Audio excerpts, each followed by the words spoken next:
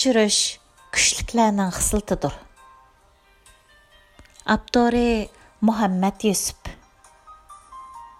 İnsanlarning turlik qo'zg'atquchilarga taqobil turish darajasi o'xshash bo'lmaydi.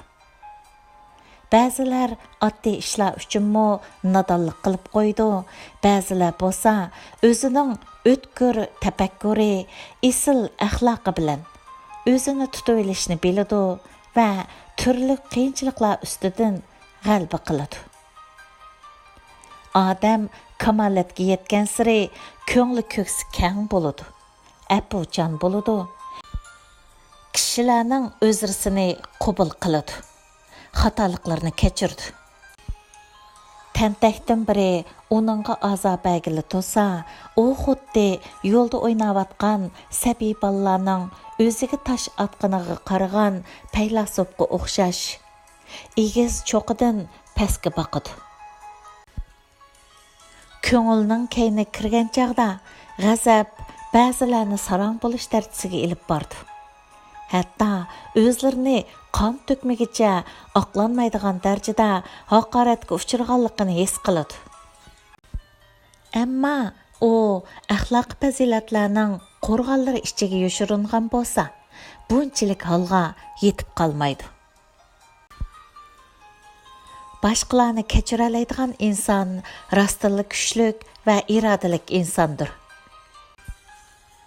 Payg'ambar alayhissalom bu ma'noni bayon qilib, chelishishni yengan kuchlik emas, balki ochig'i kelganda o'zini tutib olgan kuchlikdir deb ko'rsatgan.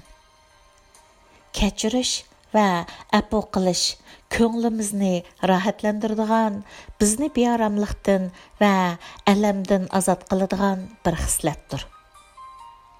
Başqalarni kechirgan odam ko'nglida saqlab kelgan ochiqdan xalos bo'ladi, g'azab nafratdan ozod bo'ladi. Kechirish orqali torliqdan kengrilikka, azobdan rohatga chiqqandek bo'ladi. Chunki biz başqalarni afu qilgan vaqtimizda aldı bilan o'zimiz uchun qo'rqinishning o'rniga so'yguni, adovatning o'rniga keng qo'rsaqlikni tanlagan bo'lamiz. Bu bizning ma'naviy va jismoniy sog'lig'imiz uchun albatta foydali choradir. Agar biz kechirmaganda o'zimizni nafrat ichiga mahbus qilib olgan bo'lamiz. Chunki afu qilmaslikni qaror qilish deganlik o'zimizni azoblashni davomlashtirishga rozi bo'lish deganlikdir. Kechirish o'tmishning dard alamlarini dilimizdan o'chirib tashlaganlik. O'zimiz tanlab olgan g'azab, nafratning kishillardan o'zimizni ozod qilganlik va ko'ngil xo'shalligimizni qaytarib kelganlik bo'lib hisoblanadi. Ərziyətə uçragan kişilər köp hallarda öçünü alalmağanlığı üçün qattiq bearamlıqqa, g'azab, nafratga va psixik jihatdan ig'ir qalaymaqanchilikqa mubtala bo'ladi. Agar ular o'zlariga yomonlik qilganlarni kechirib o'tganda, tog'dak ig'ir bir yukdan xalos bo'lgandek rohatlanib qoladi.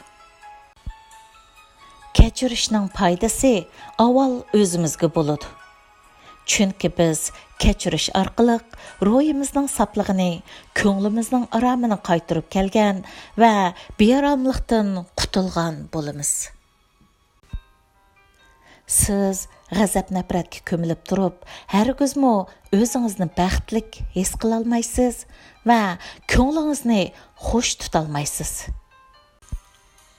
Aksicha siz aşı adovatdan va aşı ochiqdan qutulgan vaqtingizda xuddi pokiz havodan bir obdan nafas olgandekla rohatlanib qolasiz. Başqalarni kechirish kuchliklarning xislati, yaxshilarning odati, aqillarning tadbiri, Alloh taolaning muhabbatiga sazovar bo'ladigan mu'minlarning axloqidir. Əsər tamam. 2020 yılı 29 yanvar.